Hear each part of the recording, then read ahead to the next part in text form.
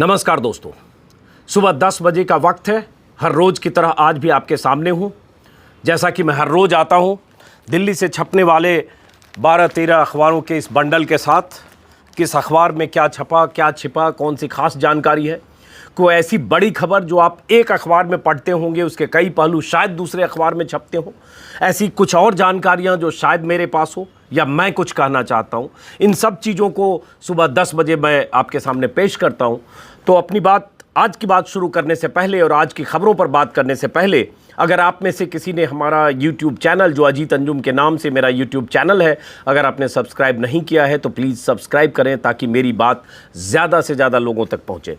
आज की बात शुरू करने से पहले दोस्तों, कई खबरें हैं जो आपने कल टेलीविज़न चैनल पर देखी होंगी, जिसमें उत्तर प्रदेश में जिस ढंग से किडनैपिंग के बाद एक शख्स की हत्या हुई है और अब तक लाश नहीं मिली है। राजस्थान की खबर है, कैसे दिन भर हाई वोल्टेज ड्रामा हुआ और आज क्या हो सकता है राजस्थान में, ये खबर है। कोरोना वैक्सीन को लेकर दिलचस्प खबर है कि कोरोना वैक्सीन, आपने पहले 2 दिन पहले मैंने भी वीडियो में बताया था कि ऑक्सफोर्ड यूनिवर्सिटी में कैसे कोरोना वैक्सीन को खोज निकाला गया है और उसका ट्रायल शुरू हुआ है। वैक्सीन का ट्रायल शुरू हुआ है और साल के अंत तक दुनिया को वैक्सीन मिल सकता है। लेकिन अब भारत में भी 2 कंपनियां ट्रायल कर रही हैं, उसमें क्या खास जानकारी है वो बताऊंगा। और आडवाणी ने जो बयान दिया है अयोध्या बाबरी ढांचा विध्वंस मामले में, कल मैंने मुरली मनोहर जोशी के बयान पर आपको एक वीडियो में बहुत कुछ जानकारी भी दी थी, एक तस्वीर भी दिखाई थी, ऐतिहासिक तस्वीर जो तब की है जब ढांचा गिरा था और मुरली मनोहर जोशी के साथ उमा भारती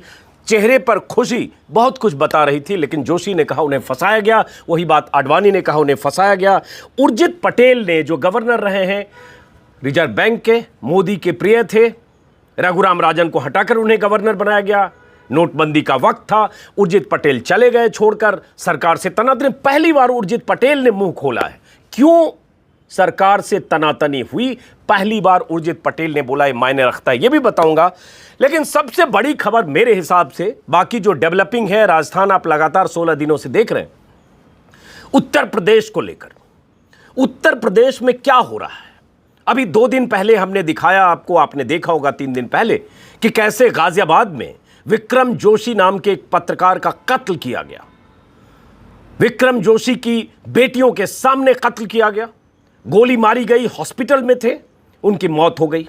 आज पता चल रहा है कि 4 पुलिस वाले और सस्पेंड हुए। एक उस दिन भी सस्पेंड हुए थे, उस दिन चौकी प्रभारी सस्पेंड हुए थे, अब थाना प्रभारी समेत 4 पुलिसकर्मी सस्पेंड हो गए।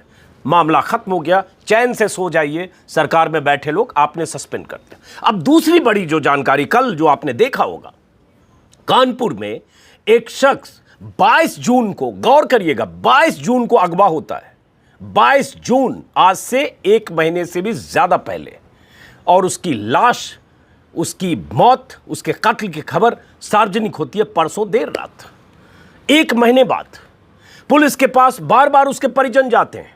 23 जून को पुलिस के पास उसके परिजन जाते हैं, गुमशुदगी की शिकायत दर्ज कानपुर पुलिस के पास होती है।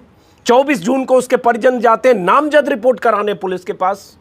पुलिस आनाकानी करती है, टरकाकर भगा देती है, वैसे जैसे यहाँ विक्रम जोशी हत्याकांड में हुआ। और उसके बाद उस शख्स की मौत की खबर आती है, पता चलता है उसमें फिरौती भी ली गई। पुलिस अब इस थ्योरी को झुठलाने में लगी रही कि फिरौती वाले बैग में पैसा था या नहीं था। परिवार कह रहा है 30 लाख दिए, पुलिस कह रही है उसमें पैसे नहीं थे। कहानी यहाँ फिरौती, उसमें पैसे थे या नहीं थे, उससे ज़्यादा अहम क्या है कि उसकी मौत हो गई, उसे मार दिया गया उस शख्स को। और मार तब दिया गया जब जिले की पुलिस कथित तौर पर उसकी तलाश कर रही थी, या कथित तौर पर पुलिस नाकारा होकर, निकम्मी होकर बैठी थी, तमाशबीन थी। घर वाले बार बार पुलिस के पास जा रहे थे। रोते बिलखते परिजनों की तस्वीरें कल दिन भर हमने चैनल पर देखी है। और उसके बाद अब क्या हुआ उसमें, आज की हेडलाइन क्या है, हर अखबार में आपको दिखेगा। पुलिस ने दिलाई 30 लाख की फिरौती, नहीं बची जान, आईपीएस समेत 10 निलंबित। तो आईपीएस समेत 10 निलंबित, ये हर अखबार की हेडलाइन है। कानपुर में अपहरण के 5 दिन बाद युवक की हत्या, आईपीएस समेत 10 पुलिस वाले नपे। 5 दिन बाद युवक की हत्या से यह मत समझिएगा कि 5 दिन बाद ही पता चला है, पता चला 1 महीने बाद, क्योंकि हत्या के बाद भी फिरौती मांगते रहे, ये तमाशा होता रहा। और उसके बाद अब पता चला कि उसकी लाश भी नहीं मिली, अभी पकड़े गए हैं कुछ लोग और 11 सस्पेंड हो गए, 10 पुलिस वाले आईपीएस समेत। टोटल 11। अब अगर किसी का भी बयान देखेंगे यूपी में तो लगेगा कितनी बड़ी कार्रवाई हो गई भाई, 11 सस्पेंड हो गए, आईपीएस सस्पेंड हो गया, और क्या चाहिए यूपी में। और दूसरी खबर पता चला कि गोंडा में माफ करें, एक बच्चे को अगवा किया गया, और हालांकि उसके एक कारोबारी का पोता था, हालांकि उसके बारे में अभी पता चला है कि उस बच्चे को, गोंडा के कारोबारी के उस बच्चे को 5 साल का पोता था, उसे बरामद किया है। अभी मैं देख रहा हूं, सुबह हो सकता है आप देखे होंगे कि ADG Prashant Kumar press conference कर रहे हैं बड़े बड़े दावे के साथ कि कैसे बच्चे को बचा लिया, और साथ में जिस एसटीएफ की टीम ने बच्चे को बरामद किया उसके लिए 1 लाख या 2 लाख के इनाम की राशि का ऐलान भी कर दिया। और आज ये हेडलाइन मैनेजमेंट ये होगा कि पुलिस कितनी मुस्तैद है, बच्चे को कैसे बरामद कर लिया और इनाम दिया। लेकिन सर, अगवा कैसे हो रहा है, ये फिरौती कैसे मांगी जा रही है, ये कौन सा राज है? क्या इसे जंगल राज नहीं कहते हैं? हम अगर 3 साल पहले 2017 के पहले की यूपी की बात करें, जब कुछ भी होता था, या 2014 के पहले बाकी राज्यों की भी बात करें, देश की भी बात करें, तो तुरंत चैनलों पर, मीडिया पर जंगल राज चलता था। हमें याद है बुलंदशहर का मामला हो या अलग अलग जगह, अखिलेश राज में, मुलायम सिंह राज में, दूसरी सरकारों में, बिहार में तो खूब हुआ। आप ऐसी घटनाओं पर चैनल में जंगल राज और मुख्यमंत्री की तस्वीर के साथ ये खबरें चलती थी। लेकिन क्या कहीं आपने जंगल राज सुना है? कहीं योगी की तस्वीर के साथ सवाल पूछे जा रहे हैं? हाँ ठीक है, पुलिस की कुछ बात हो गई, लेकिन क्या यह बात खत्म है दोस्तों? योगी लगातार बड़ी बड़ी बातें करते हैं, दावे करते हैं, इस सूबे में 2 डिप्टी सीएम हैं, और उसके बाद लगातार जो लॉ एंड ऑर्डर की समस्या है वो लगातार हम देख रहे हैं। अभी एक और जानकारी मिली, ये इसको कानपुर को लेकर बताऊंगा क्या हुआ कानपुर में, आपको जानना समझना जरूरी है, क्योंकि सीधा सीधा पुलिस की लापरवाही वैसे ही है जैसे विक्रम जोशी। ये हत्यारी पुलिस है, ये नाकाम पुलिस है, और जो योगी राज की पुलिस है। विक्रम जोशी ने भी मौत के पहले, कुछ घंटे पहले, थाना प्रभारी को, चौकी इंचार्ज को फोन किया था, और उसने कहा मेरी तबीयत खराब है, कल आऊंगा। लेकिन कल वो आए या ना आए, विक्रम जोशी इस दुनिया से रुखसत कर गए। ऐसे ही इस मामले में हुआ, परिजन थाने का चक्कर लगाते रहे, अभी लाश भी नहीं मिली, अभी मौत की खबर आई, कोहराम घर में मचा है। पुलिस इस थ्योरी में उलझी हुई है कि पैसे दिए या नहीं दिए। तो दोस्तों, सवाल यही है कि क्या सस्पेंड कर देना एक पुलिस वाले को, या 2 पुलिस वाले को, या 10 पुलिस वाले को, यह सस्पेंड कर देना काफी होता है क्या? उससे उसकी जान लौटेगी क्या? उससे जिस बच्चे की जान चली गई, जिस मां की जान गई, जिस पिता की जान गई, जिस भाई की जान गई, उसकी जान की कीमत यह सस्पेंशन, निलंबित किया जाना, जो साल 6 महीने में आपको पता भी नहीं चलेगा कि दोबारा किस थाने में लग गया, और कुछ लाख का मुआवजा। मस्त रहिए, मुआवजा दे दिया योगी सरकार ने। शाम को हर चैनल पर कहेंगे फिर वही प्रवक्ता कि दूसरे राज्यों में कितनी बुरी हालत है, योगी जी ने तो 11 को सस्पेंड कर दिया। हुआ क्या, कानपुर आते हैं आप। कानपुर की जो खबर है, इसमें पुलिस की लापरवाहियों की, मैंने तो कल ट्विटर पर लिखा था कि पुलिस की नाकामियों की लाश मिली है कानपुर में। इस शख्स की लाश नहीं मिली है, पुलिस की नाकामियों की लाश मिली है कानपुर में। यह अमर उजाला की हेडलाइन है। पुलिस ने यही है, आईपीएस समेत 11 निलंबित। इसमें है कि बर्रा निवासी संजीत यादव का 22 जून को अपहरण हुआ। 29 जून को अपहरणकर्ताओं ने परिजनों से फिरौती के लिए फ़ोन शुरू किया। पुलिस ने परिवार को समझाया कि वो गुंजनी पुल पर फिरौती लेकर पहुंचे। सुनिए खेल, पुलिस फिरौती दिलवा रही है, फिल्मों में आपने देखा होगा, ताकि पकड़ पाए। आज के ज़माने में जब सर्विलांस का ज़माना है, और योगी जी की पुलिस है जो दुनिया की स्कॉटलैंड पुलिस से मुकाबला करती है, भाई योगी जी की पुलिस है।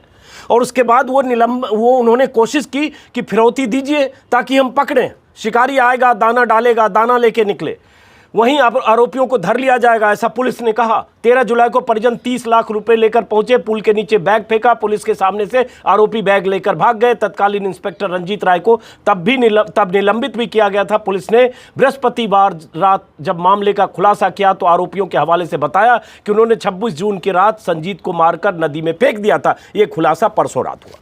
अब इसमें और कहानी बताता हूँ, ये अमर उजाला में है। एक एंगल मैंने अभी हिंदुस्तान में देखा, हिंदुस्तान में भी अंदर के पन्ने पर खबर है। आपको लग सकता है कि इस खबर पर ज़्यादा बात कर रहा हूं, लेकिन हाँ, यहाँ जान की कीमत है। यहाँ जान की कीमत ये है कि 5, 7, 10 पुलिस वाले, 4 पुलिस वाले निलंबित, वो भी शायद इसलिए क्योंकि मीडिया में इतना कवरेज मिला, और उसके बाद कुछ लाख का मुआवजा, फिर उसके बाद अगली मौत, अगली किडनैपिंग, अगली फिरौती का इंतजार करते रहिए। ये माफ करें, हिंदुस्तान की खबर है। 102 घंटे तक सोती रही पुलिस, हो गया संजीत का कत्ल। 102 घंटे तक सोती रही पुलिस। मैं तो 102 घंटे नहीं, मैं तो अभी तक के घंटे जोड़ूंगा जब खुलासे हुए। 102 घंटे ये जोड़ा गया है। 22 तारीख किडनैपिंग, और अगर कहा गया कि 24 या 26 की उसकी हत्या हुई, लेकिन उसका खुलासा तो अभी हुआ है। इसमें ये कहा गया, इसी हिंदुस्तान में खबर है कि 22 जून की रात 10 बजे लापता हुआ। रात भर खोजबीन के बाद अगले दिन बर्रा थाने की जनता नगर चौकी में गुमशुदगी की रिपोर्ट दर्ज कराई। आरोप लगाया बेटे का अपहरण बर्रा विश्व बैंक के राहुल यादव ने किया। 24 की शाम आशंका जताते हुए नामजद तहरीर लेकर पहुंचे। तब चौकी इंचार्ज, सुनिएगा, चौकी इंचार्ज योगी जी की पुलिस है, चौकी इंचार्ज राजेश कुमार ने धमकी दी। कहा कहीं मौज मस्ती करने गया होगा, इसी पर गलत आरोप लगाओगे तो भुगतना पड़ेगा, किसी पर गलत आरोप लगाओगे भुगतना पड़ेगा, गलत होने पर मानहानि का मुकदमा लिख दूंगा। ये पुलिस वाले सज्जन कह रहे हैं। पिता के फांसी लगाने की धमकी दी। चौकी इंचार्ज नहीं पसीजे, वहां से पिता ने फांसी लगाने की धमकी दी, वहां से उन्हें लौटा दिया। अब उसके बाद इसकी कहानी आपको पता है। अब मैं सिर्फ जो सस्पेंड करने की बड़ी बड़ी बातें करते हैं, अमर उजाला में इस खबर को विस्तार से छापा है। एक बार मैं अमर उजाला भी आपको दिखाता हूं और उसके बाद इस खबर के बाकी पहलू पर बात करूंगा। और उस परिवार को भी जरा सुनिए, जो परिवार क्या कह रहा है जब पता चलता है कि उसके किसी परिजन की, किसी भाई की, किसी के, क्या बताऊं, बेटे की मौत होती है। ये पूरा पन्ना अमर उजाला ने छापा है। इसमें वही है, संजीत बोला था पुलिस को सब बता दूंगा, उसी रात अपहरणकर्ताओं ने मार डाला, पैसे लेने के बाद मारने का इरादा था, 4 दिनों तक बेहोशी का इंजेक्शन देते रहे। इसी में एक खबर है, 7 दिन तक टालती रही पुलिस। परिजनों ने बताया बृहस्पतिवार सुबह थाने पहुंचे तो पुलिस ने 4 घंटे बाद आने को कहा। 4 घंटे बाद फिर थाने पहुंचे तो जल्द खुलासे की बात कहकर लौटा दिया। इसके बाद परिजन हर घंटे फोन पूछते रहे, लेकिन पुलिस को स्पष्ट जवाब नहीं दे सकी। करीब 10 बजे एसएसपी ने परिजनों को खुद फोन कर 1-2 दिन का समय मांगा और उसके बाद खुलासा पुलिस कर पाती है 1 महीने बाद। 1 महीने बाद पूरी स्थिति बताती है, मौत हो गई, 102 घंटे पुलिस सोती रही और उसके बाद अब खुलासा हो रहा है। परिवार में कोहराम मचा है और उसके बाद कुछ लोग सस्पेंड हो गए। पुलिस का दावा, नहीं दी गई फिरौती। परिजनों ने कहा हजम कर गई पुलिस। परिजन कह रहे हैं हजम कर गए। वो 30 लाख कहाँ गया वो अलग मिस्ट्री है। एसपी ने बिछाया था नाकामी का जाल, बोला था झूठ पर झूठ। एसपी ने फिरौती एकदम फिल्मी स्टाइल में कि फिरौती लो, फेंको, पुल के नीचे फेंकना, हम पकड़ लेंगे, दबोच लेंगे। कुछ बैग फेंका भी और बैग लेके बंदा भाग गया। उसमें पैसे थे या नहीं थे वो बात की बात है, जांच होती रहे। लेकिन उसके बाद भाग तो गया, पुलिस के सामने भागा। और उसके बाद जो सब लोग अरेस्ट हो गए, कुछ लोग लड़के अरेस्ट हो गए। अब खुलासा हुआ 1 महीने बाद। 1 महीने बाद खुलासा होता है पूरे मामले का। यह खबर है।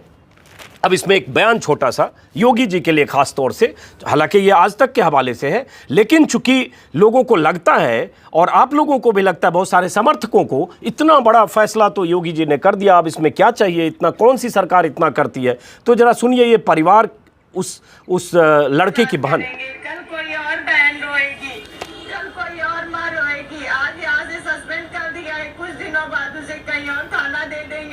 सस्पेंड करने से कुछ नहीं होता, उन्हें भी पता चले दर्द क्या होता है, उन्हें कारागार में डाला जाए कुछ दिनों के लिए। और जो मेरे भाई के हत्यारे, उन्हें तो फांसी दी ही जाए। जिस तरह उन्होंने मेरे भाई को मारा है, जिस तरह मेरे भाई का गला दबाकर मारा है रस्सी से, उसी तरह उनको फांसी दी जाए और हमारे सामने दी जाए। सरकार से यही मेरी अपील है। सरकार सुन लीजिए, तो ये लड़की यही कह रही है कि सस्पेंड करने से क्या होगा। ठीक है, पुलिस ने 22 तारीख को मामला हुआ, 102 घंटे के बाद उसकी हत्या हो गई। 26 जून की रात उसको मारकर नदी में फेंक दिया। पुलिस ने शुक्रवार को शव की तलाश शुरू की, अभी तक खाली हाथ है। और उसके बाद परिवार क्या कह रहा है कि सस्पेंड होने से क्या होगा। और उसके बाद एक खबर तो आपको बताया कि अभी एक और कारोबारी के पोते का किडनैपिंग हुआ। एक अभी खबर मुझे एक दोस्त ने बताया कि गाजियाबाद के राजनगर एक्सटेंशन में 26 जून से गायब है विक्रम त्यागी नाम के एक शख्स। 26 जून से तो देखें तो अभी 1 महीना उनका भी होने जा रहा है और अभी तक उनका कोई पता नहीं चला है। परिवार वाले कल फिर धरने पर बैठे थे, इनके परिवार वाले भी। करीब 1 महीने हो गए, गाजियाबाद का मामला है।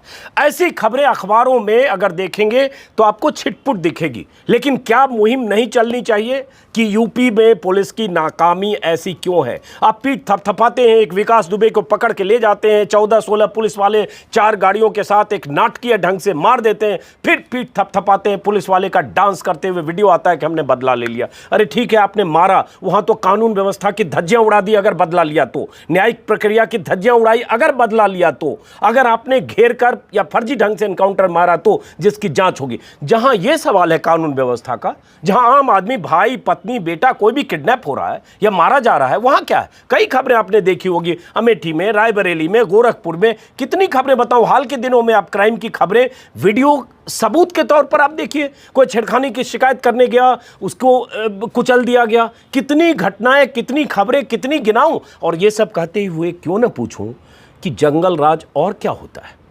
जंगल राज वही होता है जहां पुलिस कोई कार्रवाई नहीं करती है। जंगल राज वही होता है जहां कोई विक्रम जोशी नाम का पत्रकार अपनी भांजी की छेड़खानी का विरोध करते हुए थाने में शिकायत करता है, शिकायत दर्ज नहीं की जाती है, एफआईआर दर्ज नहीं होती है, कार्रवाई नहीं होती है, गुंडे उसे मारने जाते हैं, फिर वो पुलिस वाले को फ़ोन करता है, पुलिस वाला कहता है मैं अभी नहीं आ सकता, मेरी तबीयत खराब है, अगले दिन विक्रम जोशी की लाश आती है। ये जंगल राज नहीं है तो क्या है? कानपुर में एक शख्स की किडनैपिंग होती है 22 तारीख को, 26 को उसको मार दिया जाता है, खुलासा 1 महीने बाद होता है, पुलिस नाटकीय ढंग से फिरौती का ड्रामा रचती है और उसके बाद आप 11 पुलिस वालों को भले मीडिया में शोर के बाद सस्पेंड कर देते हैं, लेकिन ये जंगल राज नहीं है तो क्या है?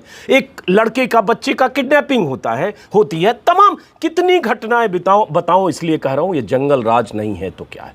तो योगी जी ठोक देंगे, अपराधी यूपी से भाग जाएंगे, ऐसे तमाम जुमले और डायलॉग अच्छे लगते हैं और जब ऐसा होगा तो मैं तारीफ करूंगा आपकी। लेकिन फिलहाल बहुत चिंताजनक इसलिए है क्योंकि उस परिवार की त्रासदी, उस परिवार की पीड़ा, उस परिवार की तकलीफ सिर्फ वो परिवार समझता है जिसने अपना भाई, बाप, पिता या परिजन गंवाया है। शायद आप नहीं समझेंगे, सिस्टम कभी नहीं समझता है क्योंकि सिस्टम तो मुआवजा देता है, सिस्टम तो कुछ लोगों को सस्पेंड करता है, सिस्टम तो बड़े बड़े बयान देता है, सिस्टम तो दूसरे राज्यों के आंकड़े बताता है। उस आंकड़े में एक इजाफा, क्या फर्क पड़ता है? अगर साल में इतने 100 लोग मारे गए, इतने 100 लोगों लड़कियों के साथ बलात्कार हुआ, एक और जुड़ गया, क्या फर्क पड़ता है?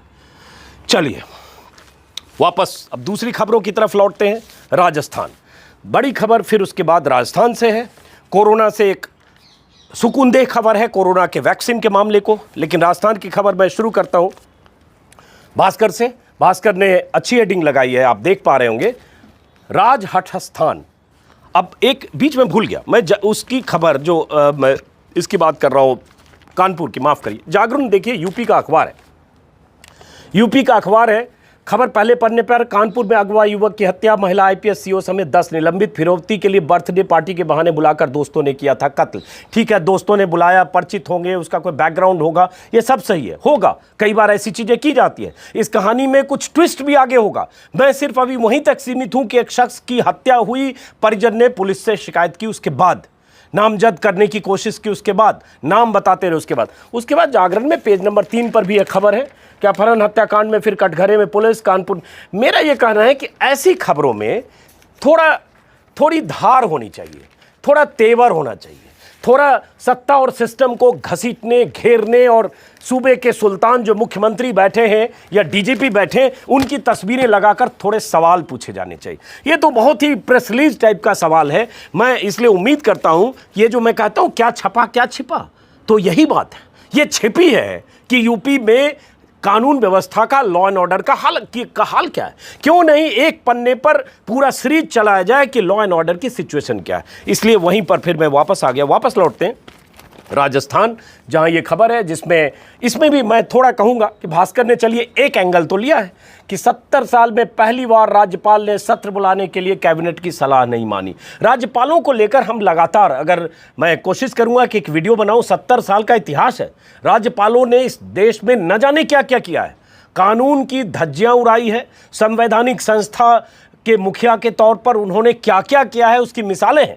आप ऐसा नहीं कि आज इनको अभी नहीं कर रहा हूं, मैं एक जनरल बात कर रहा हूं कि राज्यपाल का आप इंदिरा गांधी के दौर में देखें, जनता पार्टी के दौर में देखें, नरसिंह राव के दौर में देखें, किसी भी सरकार के दौर में देखें, यूनाइटेड फ्रंट की सरकार के दौर में देखें, रोमेश भंडारी से लेकर एचआर भारद्वाज से लेकर, कर्नाटक के राज्यपाल से लेकर, उत्तराखंड से लेकर, मध्य प्रदेश से लेकर, हर जगह ऐसे ऐसे राज्यपाल हुए हैं जो, माफ़ करिए, हैरत होगा कि कहने को संवैधानिक पद के मुखिया। अभी हाल में महाराष्ट्र में क्या हुआ था, कैसे तड़के मुख्यमंत्री बनाया गया देवेंद्र फडणवीस को, अजीत पवार को चोरी चोरी जैसे होता है, चोरी चोरी चुपके चुपके, तो चोरी चोरी तड़के तड़के, और उसके बाद मुख्यमंत्री डिप्टी सीएम बना दिया गया। उसके बाद क्या हुआ आप देखते हैं किसकी सरकार है, कैसे होता है। कहीं राज्यपाल ऊपर से इशारे पर निर्देशित होते हैं क्या? यह सवाल अभी भी उठेगा, क्योंकि अब तनातनी राज्यपाल वर्सेस अशोक गहलोत में है।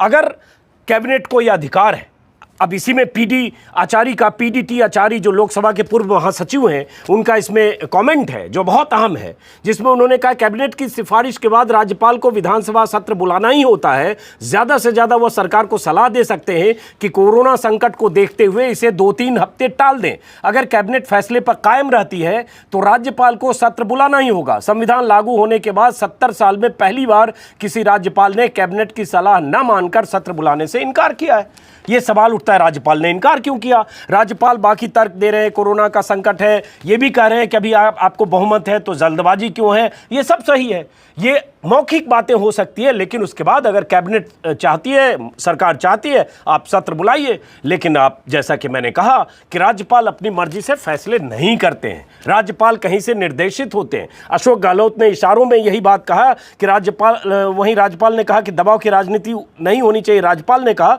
संवैधानिक मर्यादा के ऊपर कोई नहीं। वहीं अशोक गहलोत ने कहा कि उम्मीद है कि राज्यपाल किसी दबाव में काम नहीं करेंगे। और उसके बाद कैसे राजभवन में उन्होंने धरना दिया और उसके बाद गए, तस्वीरें वीडियो आपने देखा होगा, वो बार बार यही मांग कर रहे हैं। उन्होंने यहाँ तक कह दिया कि अगर कल को जनता राजभवन घेरने आ गई तो हमारी जिम्मेदारी। इस ऐसे बयान की मैं मुखालफत करता हूँ। क्या आप इस तरह के मुख्यमंत्री होते हुए आप ये नहीं कह सकते कि जनता राजभवन घेरने आ जाएगी तो हमारी जिम्मेदारी नहीं? ये एक तरह से धमकी है सीधे तौर पर राजभवन को। मुझे लगता है इससे अशोक गहलोत को बचना चाहिए। उसका राज्यपाल ने कहा भी है, जिस पर उन्होंने कहा है कि अगर आप ऐसी बात कर रहे हैं तो राज्यपाल की सुरक्षा कौन करेगा? आप, गृह मंत्रालय आपके अंदर है, और आप अगर आप ही नहीं करेंगे तो राज्यपाल किस एजेंसी से बात करें? ये उसमें कहा गया है, ये बहुत अहम है। लेकिन सवाल यही है कि सत्र बुलाने में दिक्कत क्या है?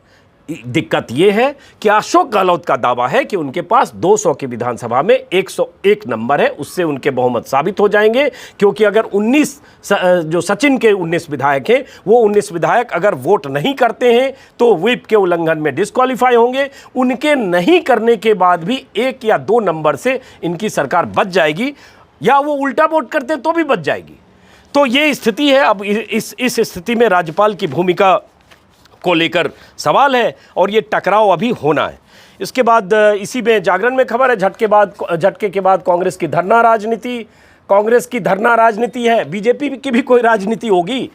बीजेपी ने कल कह दिया, सतीश पूनिया ने, कि हम सचिन पायलट को भी अगर हालात बने तो मुख्यमंत्री बन सकते हैं, जैसे कि उनके पास सब कुछ चाबी है, वसुंधरा छोड़ देंगी।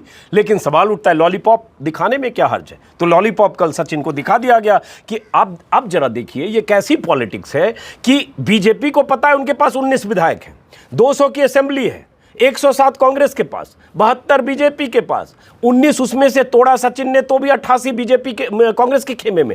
तब आप 19 वाले को कह रहे हैं कि हालात ऐसे हुए तो आप मुख्यमंत्री बन सकते हैं। तो ये कौन सी राजनीति है? ये क्या है?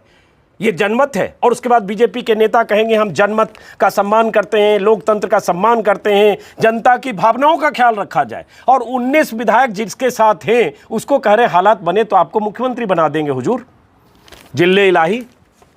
चलिए, तो ये दिन भर के घटनाक्रम की खबरें हैं। इसी में 1-2 एंगल है जिसको मैं आपको और बता देता हूं। राज्यपाल वाले मामले में पायलट को फौरी राहत, गहलोत का राजभवन में धरना, राजभवन की सुरक्षा में सीआरपीएफ लगे, ये बीजेपी ने कहा है। बीजेपी ने कहा राज्यपाल को घेराव की धमकी पर गहलोत से इस्तीफा मांगा, राजभवन की सुरक्षा के लिए सीआरपीएफ की मांग की। ये बात अपनी जगह सही है, किसी भी सूरत में ऐसा नहीं करना चाहिए।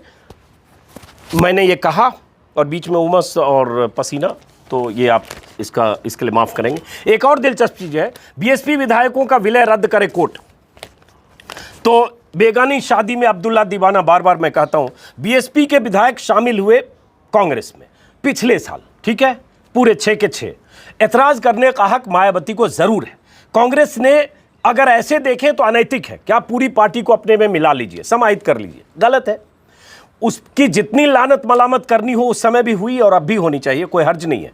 और मायावती जितने ऐतराज करें वो भी करें। लेकिन अब इसमें बीजेपी ने कहा कि कोर्ट में राजस्थान बीजेपी के विधायक मदन दिलावर ने हाईकोर्ट में याचिका दायर करके बीएसपी के 6 विधायकों के कांग्रेस में विलय को रद्द करने की गुहार लगाई है। तो अब बीएसपी के 6 उसमें गए, मायावती कोर्ट चली जाए तो समझ में आता है। आप कौन, आपको क्या दिक्कत? बीएसपी के गए तो आप समझ सकते हैं। खैर, ये खबर है। और उसके अलावा इसी में एक इकोनॉमिक टाइम्स में खबर है, मैं बताता हूँ अभी। और ये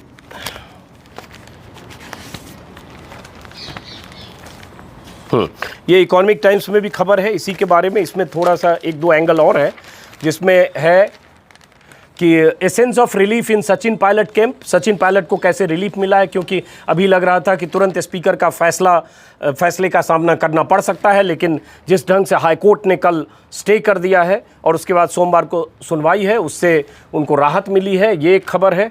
तो सचिन और इसके खेमे में ये खबर है। उसके बाद मैं आता हूँ, जो बाकी खबरें हैं वो भी आपको बताऊँ। उससे पहले 1 सेकंड रुकिएगा, देखता हूँ कुछ और तो नहीं है। और इसमें भास्कर में वही खबर है कि शक्ति प्रदर्शन गहलोत क्यों चाहते हैं, क्योंकि उन्हें नंबर का भरोसा है, इसलिए वो शक्ति प्रदर्शन चाहते हैं। राज्यपाल ने कहा कि किसी सीएम का ऐसा बयान नहीं सुना। ये सही है कि किसी मुख्यमंत्री ने शायद इस तरह से ऑन रिकॉर्ड नहीं कहा होगा कि राजभवन घिरने आ जाएगी। हालांकि राज्यपाल से तनातनी की बहुत खबरें हमने देखी है, परेड करने की, राजभवन के बाहर या राजभवन के परिसर में हंगामा की, ये सब देखिए। अशोक गहलोत अंतरात्मा की आवाज़ सुने राज्यपाल कह रहे हैं। ये पता है कि अंतरात्मा की आवाज़ों का क्या हश्र हुआ है, हमने देश में देखा है और समय समय पर देखा है। यही खबर है। विधानसभा सत्र के बहाने बढ़त बनाने में जुटे गहलोत। उसके बाद पहली खबर इसमें भी हिंदुस्तान में वही थी, कानपुर के संजीत हत्याकांड में आईपीएस समेत 11 सस्पेंड। अब देखिए इसमें क्या खबर है। पहले पन्ने पर है सीएम नाराज। मुख्यमंत्री योगी आदित्यनाथ ने पुलिस की नाकामी पर सख्त नाराजगी जताई है और उन्होंने गृह सचिव, अपर मुख्य सचिव, डीजीपी, मुख्य सचिव को तलब कर मामले की समीक्षा की है। और उसके बाद जो भी सस्पेंड हुए उनके नाम। नाराज है मुख्यमंत्री जी, बहुत नाराज है, बुरी तरह से नाराज है भाई। इतना नाराज हैं कि 11 सस्पेंड हो गए, इतना नाराज हैं कि 10 लाख मुआवजा दे दिया, इतना नाराज है कि इसमें भी मुआवजा दे देंगे, इतना नाराज है कि अगले 15 दिन में 15 और खबर होगी, फिर नाराजगी की उनकी खबर छपेगी, 15 बार और ऐसी होगी। इतने नाराज है, बहुत नाराज, नाराज होना भी चाहिए। ये खबर है, उनकी नाराजगी बहुत बड़ी खबर है भी। भाई मुख्यमंत्री का नाराज होना मामूली बात है। राज्य में रोज किडनैपिंग और हत्या और पुलिस की नाकामियों की लाश मिल रही है, तो मुख्यमंत्री तो नाराज होंगे। उसके बाद जो बड़ी खबर है कोरोना वैक्सीन, हाँ वो मैं बताना चाह रहा था आपको। कोरोना वैक्सीन की खबर 2 अखबारों ने, हिंदुस्तान में पहले पन्ने पर है और टाइम्स ऑफ इंडिया की लीड है।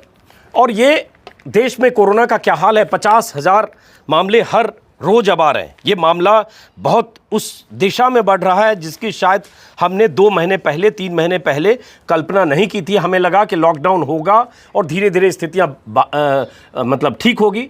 प्रधानमंत्री मोदी ने भी ऐसी ही बात की थी, 21 दिन का जिक्र किया था, महाभारत का जिक्र किया था और लॉकडाउन में हम क्या कुछ हासिल कर सकते हैं। लेकिन लॉकडाउन से क्या हुआ और उसके बाद कोरोना का विस्तार अब हो रहा है। हम सब की लापरवाही भी उसके लिए जिम्मेदार है। इसमें race for Indian vaccine hots up, human trials on in 6 cities, ये इसकी हेडलाइन है टाइम्स ऑफ इंडिया की। इसमें ये टाइम्स ऑफ इंडिया ने लिखा है कि जो वैक्सीन है, वैक्सीन के लिए शुरू हो गया है ट्रायल। और इसमें है कि इंडियन कंपनी, मैं हिंदी में बता रहा हूँ, Indian company biotech, Bharat biotech और कैडिला 6 शहरों में ट्रायल कर रहा है। भारत बायोटेक जो वैक्सीन डेवलप किया है उसमें ICMR और NIV पुणे के साथ मिलकर किया। उसके ट्रायल के लिए 11 शहरों के 12 अस्पताल चुने गए।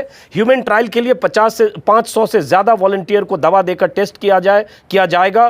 5 अस्पतालों में ऑलरेडी ट्रायल चल रहा है। भारत बायोटेक और कैडिला को फेज़ 1 और फेज़ 2 के लिए पहले ही इजाज़त मिली थी, 15 जुलाई को टेस्ट किया भी गया था।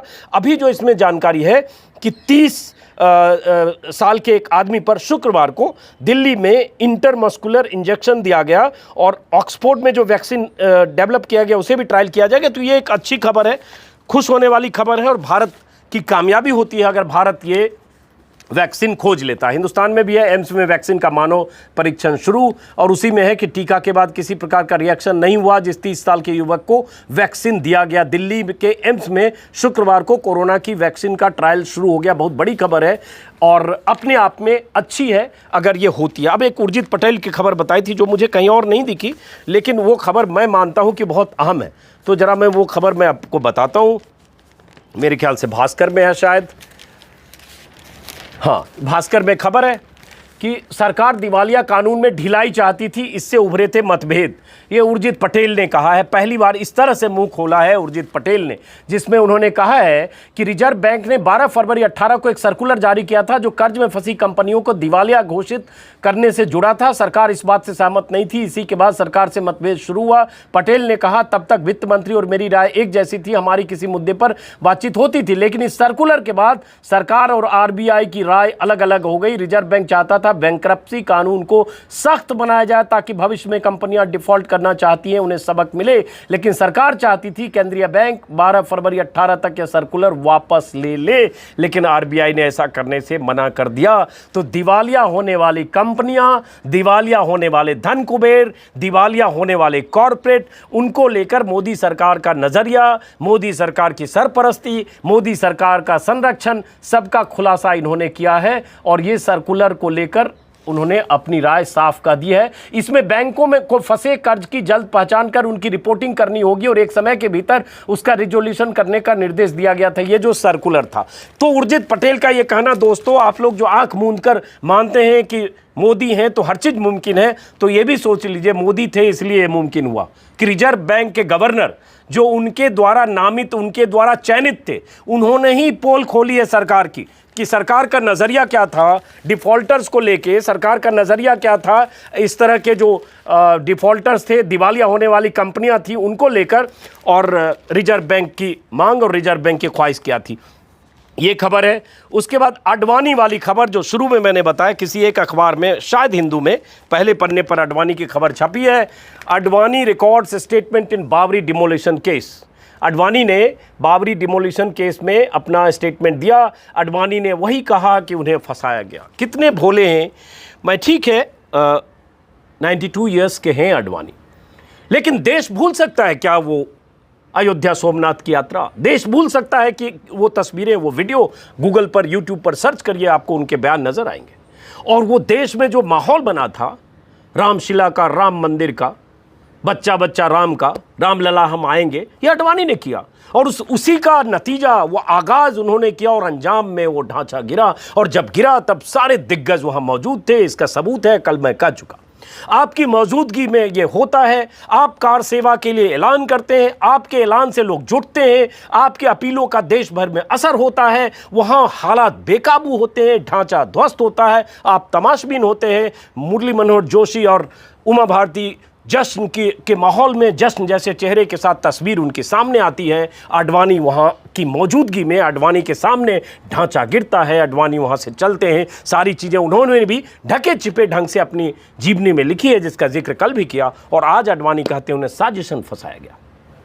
कल्याण सिंह सुप्रीम कोर्ट में वादा करते हैं ढांचे की सुरक्षा का। नरसिंह राव प्रधानमंत्री थे, सो रहे थे, टेलीविजन देख रहे थे, उनकी कहानियां फिर कभी, और उसके बाद आप कहते हैं कि साजिशन फंसाया गया। सारे आपके नेता मौजूद होते हैं, महीनों से तैयारी होती है, सारे कार सेवक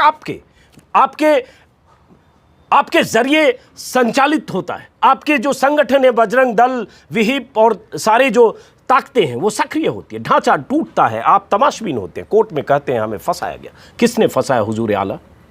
इस वीडियो को यहीं खत्म करते हैं दोस्तों, फिर मुलाकात होगी कल सुबह 10 बजे, और कोशिश करूंगा कि बाकी किसी और मुद्दे पर वीडियो के जरिए शाम को आपसे मुलाकात करूं। नमस्कार। अगर आपने सब्सक्राइब नहीं किया तो सब्सक्राइब जरूर करेंगे। मुलाकात होगी फिर से।